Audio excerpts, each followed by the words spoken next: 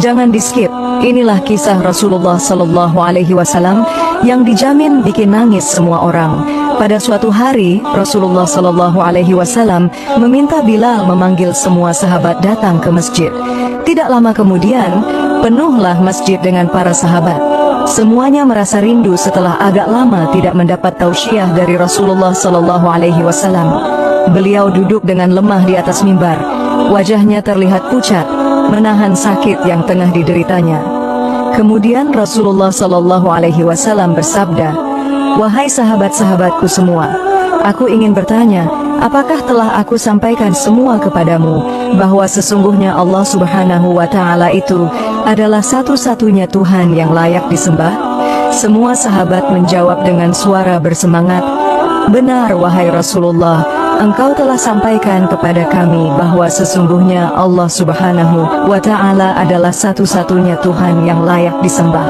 Rasulullah Sallallahu Alaihi Wasallam bersabda, "Sesungguhnya aku akan pergi menemui Allah Subhanahu wa Ta'ala, dan sebelum aku pergi, aku ingin menyelesaikan segala urusan dengan manusia.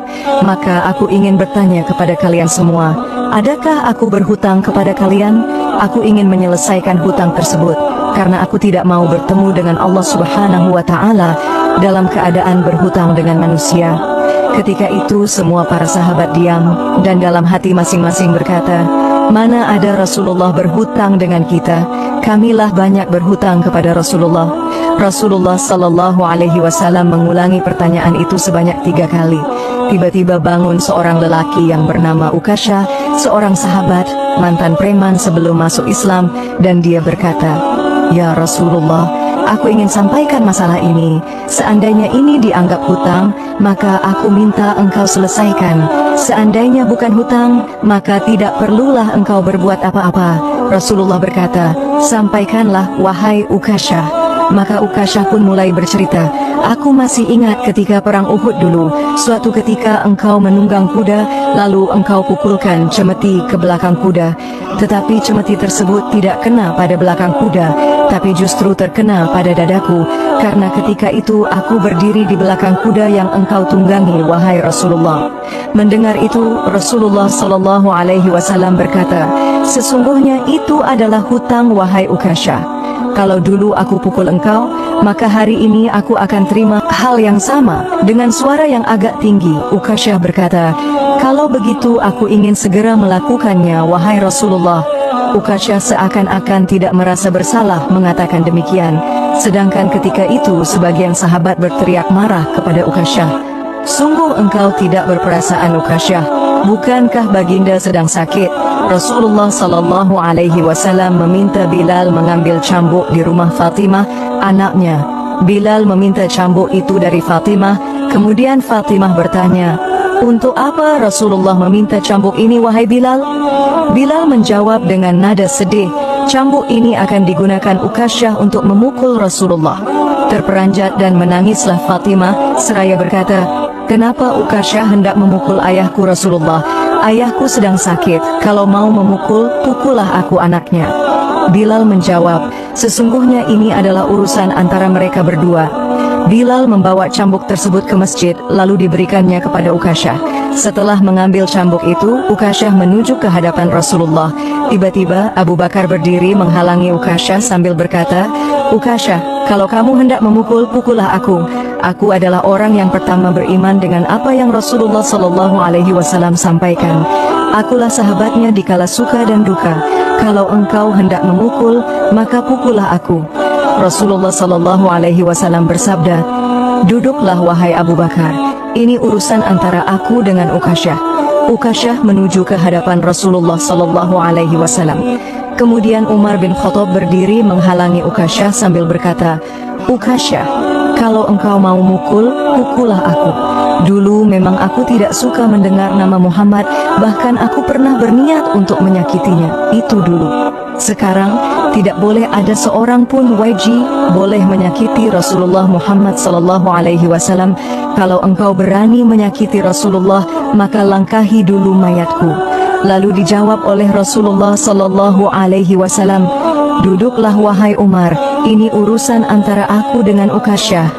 Ukasyah menuju ke hadapan Rasulullah dan tiba-tiba berdirilah Ali bin Abu Thalib, sepupu sekaligus menantu Rasulullah.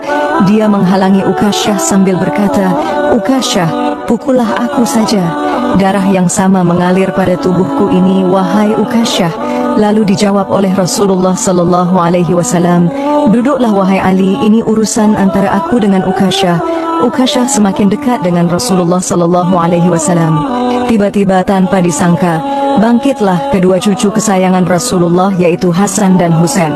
Mereka berdua memegangi tangan Ukasyah sambil memohon, "Wahai paman, pukullah kami paman. Kakek kami sedang sakit. Pukullah kami saja wahai paman. Sesungguhnya kami ini cucu kesayangan Rasulullah.